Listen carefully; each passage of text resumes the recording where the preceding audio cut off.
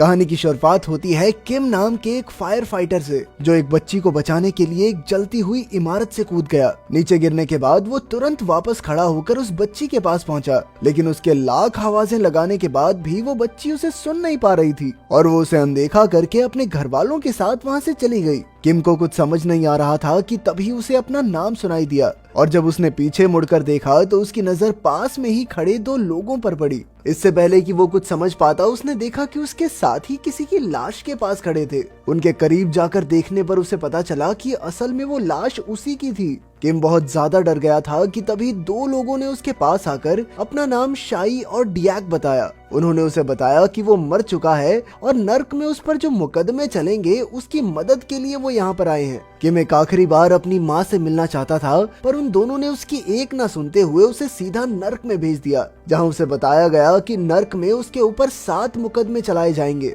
और उसी हिसाब से या तो उसे एक नया जन्म दिया जाएगा या फिर उसे अपने पापों की सजा मिलेगी। नर्क के बाहर किम की मुलाकात कैंग से हुई, जो उसका तीसरा गार्डियन था। गेट पर पहुंचकर डियाक ने किम की परछाई एक मूर्ति के मुंह में डाली, जिसके बाद उन्हें पता चला कि असल में किम तो एक पैरागॉन था, जिसका मतलब था कि उसने अपनी जिंदगी एकदम सही तरीके से जी थी। ये सुनकर वो सभी बहुत खुश हुए, क्योंकि किम पिछले 422 सालों में पहला पैरागॉन था। इसके बाद वो लोग अपने पहले मुकदमे के लिए हेल ऑफ मर्डर में पहुंचे, जहाँ उसे गलती से या जानबूझकर किए गए खून के लिए सजा मिलेगी। किम चुपचाप अपने जज राजा बायोनजोंग के सामने खड़ा हो गया, जिसके बाद नर्क के 2 वकीलों ने उस पर इल्जाम लगाने शुरू कर दिए। उन्होंने किम की जिंदगी के एक हिस्से के बारे में बताया, जहां एक बार किम ने अपने एक साथी को जलती हुई इमारत में ही छोड़ दिया, जिस वजह से उसकी मौत हो गई थी। और उन वकीलों के हिसाब से किम अपने साथी की जान आसानी से बचा सकता था, इसीलिए अब वो चाहते थे कि किम को 50 साल की सजा मिले।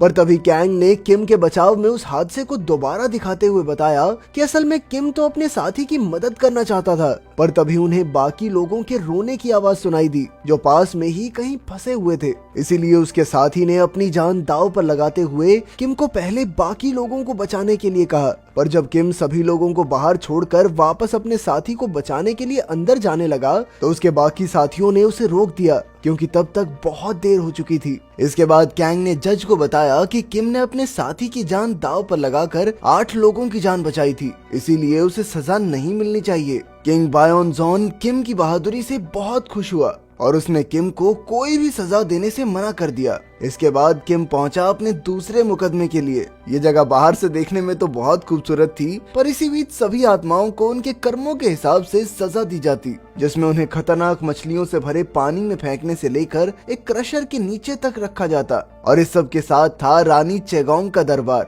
जहाँ किम के इस मुकदमे का फैसला होने वाला था, जिसमें किम को अपनी पूरी जिंदगी की मेहनत का प्रमाण देना होगा, ताकि वो ये साबित कर सके कि वो अपनी जिंदगी में आलसी नहीं था। उसकी बेगुनाही को साबित करने के लिए गार्डियंस ने किम की जिंदगी भर की मेहनत के बारे में रानी को बताया, जिससे जानकर वो बहुत खुश हुई और उसने किम से इतनी मेहनत करने के पीछे का कारण पूछा, जिस पर किम ने जवाब दिया कि वो ये सब सिर्फ पैसों के लिए ही कर रहा था। उसकी ये बात सुनकर रानी को बहुत गुस्सा आया और उसने किम को तुरंत ही पानी में फेंकने को कहा। पर तभी उसके गार्डियन ने बीच में आकर रानी को बताया कि उसके ऊपर बहुत सारी जिम्मेदारियां थी और सिर्फ उन्हें पूरा करने के लिए वो अलग अलग काम करके ज्यादा से ज्यादा पैसे कमाने की सोचता था, और वो ये सारा पैसा अपने ऊपर नहीं बल्कि अपनी बीमार माँ और छोटे भाई के ऊपर लगाता था। किम की कहानी का ये पहलू सुनकर रानी ने अपना फैसला बदल दिया और उसने भी किम को कोई सजा ना देने का फैसला किया। जब वो लोग किम को अगले मुकदमे के लिए ले जा रहे थे, तो अचानक से कुछ खतरनाक जानवरों ने उन पर हमला कर दिया। इन जानवरों के हमला करने का एक ही मतलब था कि किम के परिवार के किसी सदस्य की मौत हो गई थी और अब उसकी आत्मा बदला लेने के लिए धरती पर घूम रही थी, जिसका असर किम पर चल रहे मुकदमों पर भी पड़ने वाला था। किम को लग रहा था कि शायद उसकी माँ की मौत हो गई होगी, क्योंकि वो तो पहले से बहुत बीमार थी। इस पर कैंग ने उसे बताया कि उस आत्मा को मुक्ति देने का एक ही तरीका है, जो भी मरा है उसकी लाश को ढूंढकर उसका अंतिम संस्कार करना होगा, ताकि उसकी आत्मा को शांति मिल जाए। इसीलिए कैंग उस लाश को ढूंढने के लिए धरती पर चला गया और वहीं बाकी गार्डियंस किम को अगले मुकदमे के लिए लेकर गए, जहां एडमिरल एसॉन किम के बोले हुए सभी झूठों का हिसाब लेगा और उसी के हिसाब से उसे सजा मिलेगी। इधर वकीलों ने किम के खिलाफ 98 झूठे लेटर्स पेश किए, जो उसने अपने मरे हुए साथियों के बच्चों को लिखे थे। और ऐसी ही कई चिट्ठियां उसने गायान नाम की एक लड़की को भी लिखी थी, जो उसके एक साथी की बेटी थी, जिसके मरने के बाद भी किम उसकी तरफ से उसकी बेटी को लेटर्स लिखता रहा। वकीलों का कहना था कि ऐसा करके किम ने उस लड़की के साथ धोखा किया है। ये बात सुनते ही एडमिरल ने किम की जुबान काटने का आदेश दे दिया, पर तभी गार्डियन ने किम के बचाव में एडमिरल के सामने कुछ और लेटर्स भी रखे, जो किम ने अपनी माँ को लिखे थे जब वो हॉस्पिटल में भर्ती थी। किम ने बेशक उनसे अपनी बीवी और परिवार के बारे में झूठ बोला था, क्योंकि उसकी तो कभी शादी हुई ही नहीं, पर उसके इस झूठ से उसकी माँ को फिर से जीने की उम्मीद मिली थी। और ऐसा ही कुछ गायान के केस में भी हुआ था। अगर गायान को पता चल जाता कि उसके पिता मर चुके हैं तो शायद वो भी जिंदा न रह पाती। ये सब देखने के बाद एडमिरल ने किम को बिना कोई सजा दिए वहाँ से जाने का आदेश दिया। उधर धरती पर कैंग की मुलाकात किम की माँ से हुई, जो कुछ बोल नहीं सकती थी, और वो किम को श्रद्धांजलि देने के बहाने से उसके घर में घुस गया, जहाँ उसने किम के भाई सो होंग की आत्मा को ढूंढ निकाला, जो किम की फोटो के सामने जल रही अगरबत्तियों में छिपी हुई थी। पर जब कैंग ने उससे उसकी लाश के बारे में पूछा तो आत्मा तुरंत ही वहाँ से भाग गई, जिसके बाद कैंग ने उसे पकड़ने की कोशिश तो की, पर वो नाकामयाब रहा। इसके बाद कैंग ने नर्क में किम से बात की और उसे बताया कि उसकी माँ और भाई दोनों बिल्कुल ठीक थे।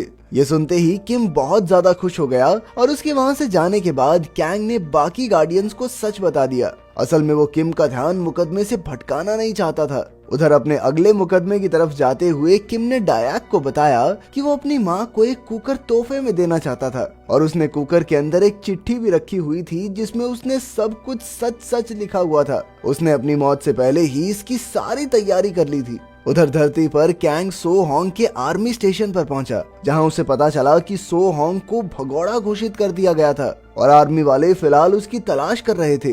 असल में सो होंग की नौकरी कुछ ही दिनों में खत्म होने वाली थी, इसीलिए कैंग को इस बात पर बिल्कुल भरोसा नहीं हुआ। इसीलिए वो अपना रूप बदल कर लेफ्टिनेंट पार्क के पास गया, जिसने सो होंग को ड्यूटी पर भेजा था। लेकिन पार्क से बात करते ही वो समझ गया कि ये आदमी झूठ बोल रहा है। इसके बाद कैंग समय में पीछे गया और उसने देखा कि उस रात डॉन यंग बहुत ज्यादा घबराया हुआ था, और ऐसी हालत में वो अपनी बंदूक की सेफ्टी पिन के साथ खेल रहा था। उसे सो होंग की नौकरी खत्म होने का बहुत ज्यादा दुख था, क्योंकि उसके जाने के बाद वो यहाँ बहुत अकेला पड़ जाएगा। पर सो होंग ने कहा कि क्या हो गया भाई, नौकरी खत्म होने के बाद भी तुझसे तो मिलने आता रहूंगा ना मैं। साथ ही उसने डॉन यंग को अपनी बंदूक ठीक से पकड़ने के लिए कहा, और तभी अचानक डॉन यंग ने गलती से ट्रिगर दबा दिया, जिसके बाद कई गोलियां सीधा जाकर सो होंग के पेट में लगी। जिसके बाद डॉन यंग ये बात लेफ्टिनेंट पार्क को बताने पहुंचा, जिसने सो होंग की मदद करने की बजाय उसकी लाश को छुपाना सही समझा। इसी तरह डॉन यंग और पार्क ने मिलकर सो होंग को जिंदा ही दफना दिया। इधर कैंग ने सो होंग की लाश को ढूंढ लिया था, पर वो उसे जलाने की बजाय उसकी मदद करना चाहता था। वहीं नर्क में बातों बातों में गलती से शाई ने किम को उसके भाई के बारे में सच बता दिया। वहीं कैंग को सो होंग की आत्मा एक क्लब में मिली, जिसके बाद वो एक बार फिर से उसे पकड़ने के लिए दौड़ा, और इस बार जैसे तैसे कैंग ने सो होंग को पकड़ ही लिया। दरअसल कैंग चाहता था कि सो होंग अपने भाई की मदद करे, पर सो होंग को किम से कोई खास प्यार नहीं था, क्योंकि उसने पिछले 15 सालों से अपने भाई को देखा तक नहीं था। दूसरी तरफ डॉन यंग ने सो होंग के घर के बाहर से एक मैप अंदर फेंका, जो उसकी गूंगी माँ को मिला। असल में उस मैप के अंदर सो होंग की लाश का पता था। सो होंग की आत्मा भी ये सब देख रही थी। दरअसल डॉन यंग को बहुत ज्यादा पछतावा हो रहा था कि उसने गलती से अपने दोस्त को मार डाला। उसी वक्त कैंग और सो होंग भी वहाँ पहुँच गए। अपने दोस्त को इस हालत में देखकर सो होंग ने कैंग से उसे बचाने को कहा। कैंग इस काम के लिए तैयार तो हो गया, पर उसने सो होंग को पहले ही बता दिया कि भाई ये चीज हमें बाद में दिक्कत जरूर देगी। इसके बाद कैंग ने सो होंग की आवाज में एक गाना गाया, जो डॉन यंग का सबसे पसंदीदा गाना था। कैंग की मदद से सो होंग ने उसे बताया कि उसने अपने दोस्त को माफ कर दिया है, इसीलिए उसे कोई भी गलत कदम नहीं उठाना है। उधर किम को एक और मुकदमे से बिना किसी परेशानी के जाने दिया गया। इसके बाद वो पहुंचा हेल ऑफ वायलेंस में, जहां उसके ऊपर अपने छोटे भाई को बिना वजह पीटकर घर से भगाने का आरोप लगाया गया, जिसके लिए उसके भाई ने उसे कभी माफ नहीं किया था। इसीलिए गार्डियंस भी उसके बचाव में कुछ नहीं बोल सकते थे। इसीलिए उन्होंने आपस में सलाह करके एक कंबाइंड ट्रायल की मांग की, जिसका मतलब ये था कि उन्हें इस मुकदमे के आरोप की सफाई अगले मुकदमे के आरोप के साथ देनी होगी। इस तरह वो अभी के लिए तो यहाँ से चले जाएंगे, पर अगर वो ऐसा करने में नाकामयाब हो गए तो किम की सजा को और बढ़ा दिया जाएगा। साथ ही तीनों गार्डियंस को भी गार्डियन के दर्जे से हटा दिया जाएगा। इसके बाद वो तीनों अपने अगले मुकदमे के लिए आगे बढ़ चले, जहां ये देखा जाना था कि आखिर किम अपने माता पिता की कितनी इज्जत करता था। वहां पहुंचने से पहले ही किम ने अपने गार्डियंस को बताया कि असल में वो एक अच्छा बेटा नहीं था। उसकी माँ अक्सर काफी बीमार रहती थी और उनके पास मदद के लिए कोई था भी नहीं। उस समय वो सभी बहुत ज्यादा परेशानी से गुजर रहे थे। इसीलिए एक दिन परेशान होकर किम ने अपनी माँ को मारने की कोशिश की, लेकिन ऐन वक्त पर सो होंग ने उसे रोक दिया, जिसके बाद वो उसे पीट कर अपने घर से भाग गया। और अगर वो अपनी माँ को मारने में कामयाब हो जाता तो अगले दिन वो खाने में नींद की गोलियां मिलाने वाला था, जिससे शायद वो और उसका भाई भी मारे जाते। उधर कैंग ने सो होंग की आत्मा को एक बार फिर से उसके शरीर में डाल दिया, पर तभी सो होंग की नजर अपनी माँ पर पड़ी, जो गले में एक बोर्ड लटका कर अपने बेटे को ढूंढ रही थी। पर जैसे ही लेफ्टिनेंट पार्क की नजर उन पर पड़ी तो वो तुरंत ही उन्हें वहाँ से भगाने में लग गया। इसके बाद सो होंग की माँ ने पार्क को एक मैप दिखाया, जिसे देखकर वो बहुत गुस्सा हो गया और उसने उस बूढ़ी औरत को धक्का देकर नीचे गिरा दिया। ये देखकर सो होंग को इतना गुस्सा आया कि उसने तुरंत ही अपनी आत्मा का रूप लेकर पार्क पर हमला कर दिया। उसके इस बर्ताव का असर नर्क में उसके भाई पर भी पड़ा और कुछ अजीब से राक्षसों ने किम पर हमला कर दिया। उधर कैंग सो होंग को रोकने की कोशिश में लगा था, पर जब वो अकेला ये काम नहीं कर पाया तो उसने शाई को भी अपनी मदद के लिए बुलाया। धरती पर चल रही इस लड़ाई की वजह से किम धीरे धीरे रेगिस्तान की मिट्टी में धंसता चला जा रहा था। और उधर जब शाई ने आखिरकार पार्क को बचा लिया तो सो होंग की नजर अपने भाई पर पड़ी, जो अब तक पूरी तरह मिट्टी के नीचे पहुंच गया था। और ये देखकर उसने खुद को शांत किया। सो होंग के शांत होते ही किम के सामने उसका आखिरी कोर्ट आ गया, जहां आखिरी मुकदमे का फैसला होने वाला था। राजा के मुताबिक किम ने अपनी माँ की हत्या करने की कोशिश की थी, इसीलिए उसे सजा तो मिलनी चाहिए। पर तभी डियाक ने किम के बचाव में कहा कि जब उसने ऐसा करने की कोशिश की थी तब उसकी माँ नींद में थी, लेकिन राजा ने उसे दिखाया कि इस सब के दौरान किम की माँ जाग रही थी और वो बेचारी तो किम की खुशी के लिए अपना बलिदान तक देने को तैयार थी। ये सुनते ही किम जोर जोर से रोने लग गया और अब वो किसी भी सजा के लिए तैयार था। पर जैसे ही राजा उसे सजा सुनाने के लिए आगे बढ़ा तो उसका पूरा कोर्ट हिलने लग गया। असल में सो होंग एम्बुलेंस में बेहोश पड़ी किम की माँ के सपने में पहुंच गया था, जहां उसने अपनी माँ को उस रात के बारे में याद दिलाया। उसके मुताबिक किम ने उन्हें मारने की कोशिश जरूर की थी, पर वो ऐसा कर नहीं पाया था। और फिर उसने पूरी जिंदगी अपने पागलपन के इन 4 पलों पर अफसोस ही किया था। वो कभी उनसे मिलने नहीं आया, पर फिर भी पूरी जिंदगी वो उनकी जरूरतें पूरी करने के लिए मेहनत करता रहा। और अगर किम ऐसा नहीं करता तो उसके छोटे भाई और माँ ने वैसे भी भूख के कारण मर ही जाना था। इसीलिए उसने अपने भाई को पूरी तरह माफ कर दिया। इसके बाद उसने पहली बार अपनी माँ को बोलते हुए सुना, जिनके मुताबिक इस सब में सारी गलती उनकी ही थी। उन्हीं की वजह से उनके परिवार को इतनी परेशानियां झेलनी पड़ी। ये सारी बातें सुनकर नर्क के राजा ने किम के ऊपर लगाए सभी आरोप खारिज कर दिए और उसे तुरंत ही स्वर्ग में भेज दिया गया। वहीं धरती से वापस आने से पहले कैंग ने किम की आखिरी ख्वाहिश भी पूरी कर दी। उसने वो राइस कुकर उसकी माँ तक पहुँचा दिया और जब उन्होंने उसे खोला तो उसके अंदर किम की लिखी हुई आखिरी चिट्ठी भी थी। अगर वीडियो पसंद आई तो लाइक कर देना, चैनल को सब्सक्राइब कर देना। मिलते हैं अगली वीडियो में।